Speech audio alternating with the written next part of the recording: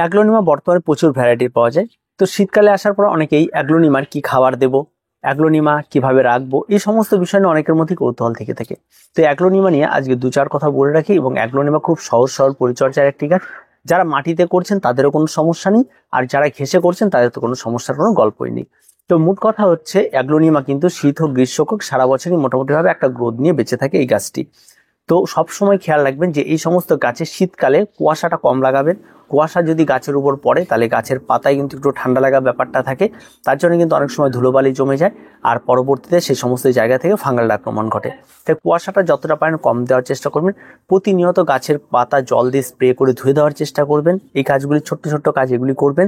আর তার সঙ্গে সঙ্গে আপনাকে যেটা করতে হবে সেটা যে পুরনো যে পাতাগুলি থাকবে নিচের দিকে, সেগুলি কিন্তু এই সময়ে এসে অনেকগুলি নষ্ট হতে থাকবে। সে পুরনো কিছু পাতা যেগুলি থেকে ফাঙ্গাল আক্রমণ ঘটতে পারে এমন পাতা দেখলে অবশ্যই সেগুলি কেটে পরিষ্কার করবেন।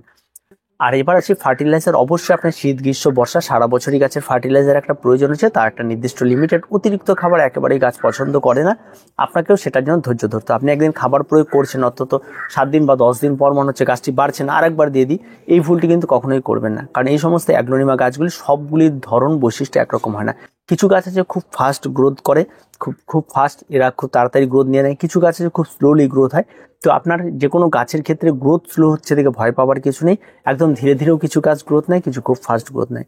আমি এখানে যে সমস্ত গাছগুলি লাগিয়েছি যেগুলো মোটামুটি ভাবে একটু দামি কোয়ালিটির গাছ, যেগুলি বেশ ভালো দেখতে হয়, লাল পাতা বা বিভিন্ন কালারিং যেগুলি দেখতে পাচ্ছেন, সেগুলি মোটামুটি ভাবে ঘেঁষে করেছি। দেখেছি ঘেঁষে এদের গ্রোথটা অনেক ভালো। আর যেগুলি নর্মাল ভ্যারাইটি সবুজের মধ্যে যেগুলি নর্মালি পাওয়া যায়, মানে খুব কম দামের মধ্যে, সে সমস্ত অ্যাগ্লোনিমা কিন্তু আমার মাটিতেই রয়েছে। তবে যে সমস্ত অ্যাগ্লোনিমা মাটিতে রয়েছে তাদের কিন্তু মাটি কিন্তু একেবারে ওয়েল ড্রেনেজ, মাটিতে জল দেওয়ার সঙ্গে সঙ্গে জল কিন্তু টেনে নেবে এমন একটা ভাবে মাটি তৈরি করা। এই বিষয়গুলি কিন্তু অবশ্যই আপনাদেরকে খেয়াল রাখতে হবে। আর মূলত যে বিষয়টা থাকে সেটা হচ্ছে এখন ফাঙ্গালের আক্রমণ ঘটতে পারে শীতকালে, তা অবশ্যই মাঝে মাঝে অ্যান্টিফাঙ্গাল স্প্রে করবেন। টব যদি একই রকম একই দিকে দীর্ঘ সময় থাকে টবগুলিকে ঘুরিয়ে দেওয়ার চেষ্টা করবেন।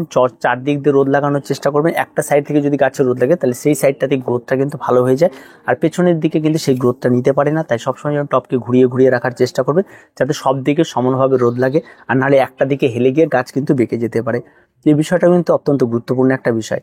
আর খাবার যেটা এখন প্রয়োগ করবেন সেটা যদি এনপিকে 20-20-20 থাকে, সেটা স্প্রে করে লিকুইড সলিউবল, সেটা দেওয়াটা শীতকালের জন্য বেশ উপযোগী একটি খাবার। আর ঘেঁষ মিডিয়া থাকলে গাছের গোড়ায় কোনো খাবার দেওয়ার কোনো গল্প নেই এই সময়। আর থাকলেও ওই এনপিকে 20-20-20 সামান্য একটু জলে গুলে নিয়ে গাছের গোড়ায় আপনারা দিয়ে দিতে পারেন, তাতে কোনো রকম কোনো সমস্যা নেই। আর অবশ্যই অ্যান্টিফাঙ্গাল এবং পেস্টিসাইড রেডি রাখতে হবে। যদি কোনো কারণবশত দেখা যায় গাছে ধরেছে তাহলে কিন্তু অবশ্যই সেটা আপনাকে স্প্রে করতে হবে। আর যেহেতু এগুলো নিয়মিত শীতকালীন বাগানে আমরা স্প্রে করতেই থাকি, তার জন্য এই সমস্ত গাছগুলিতে স্প্রে করে দেবেন, তাতে কিন্তু রেজাল্ট ভালো পাবেন। আর তেমন কোনো রকম কোনো এই অ্যাগ্লোনিমা গাছের পরিচর্যা নেই, খুব সহজ সরল পরিচর্যার একটি গাছ। অনেকেই বলে আমাদের গাছ বাড়ছে না, অনেকেই বলে এটা হচ্ছে গাছ না বাড়ার একটাই কারণ, সেটা হচ্ছে মাটি। মাটি যদি আপনার সঠিক থেকে থাকে, মাটিতে যদি ওয়েল ড্রেনেজ হয়ে থাকে, মাটিতে যদি কোনো রকমের জল স্টে না করে, তাহলে আপনার গাছ তরতরিয়ে বাড়বে। আর যদি এই সমস্ত কিছু হয়ে থাকে তাহলে কিন্তু খুব একটা ভালো বাড়বে না।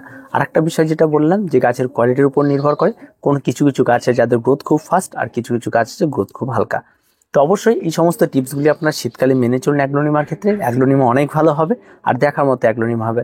তো আজকে আর কিছু বলার নেই, আজকে এ পর্যন্তই। দেখা হয় পরবর্তী ভিডিওতে। প্রত্যেকে ভালো থাকবেন, প্রত্যেকে সুস্থ থাকবেন। চ্যানেলটিকে অবশ্যই সাবস্ক্রাইব করে রাখবেন।